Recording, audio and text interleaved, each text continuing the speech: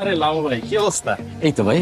আরে কি মনে করে? ভাই ছোট একটা কাজ আছে। ঠিক আছে ভাইজান, ওকে, দেখাও। Thank you, thank you. লাও ভাই এটা তোমরা একটা কাম করলাম ইয়া।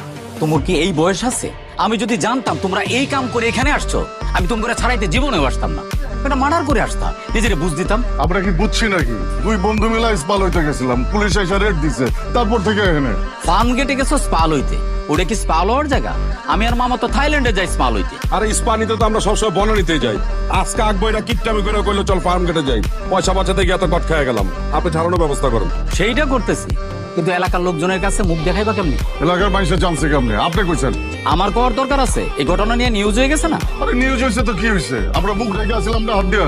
ও, মুখ ঢেকে রাখলে কি এলাকার লোকজন তোমাকে চিনবো না? মান সম্মান কিছু থাকলো? চার রাস্তার মোড়ে কান ধরে খাড়াইছিলাম, তখনই মান সম্মান যায় নাই। আর সামান্য নিউজের লেগে আমাকে মান সম্মান যাবো না। আপনি আমাকে ছাড়ানোর ব্যবস্থা করেন তো, আমাকে মান সম্মান নিয়ে আপনি চিন্তা করতে হইব না। করতেছি।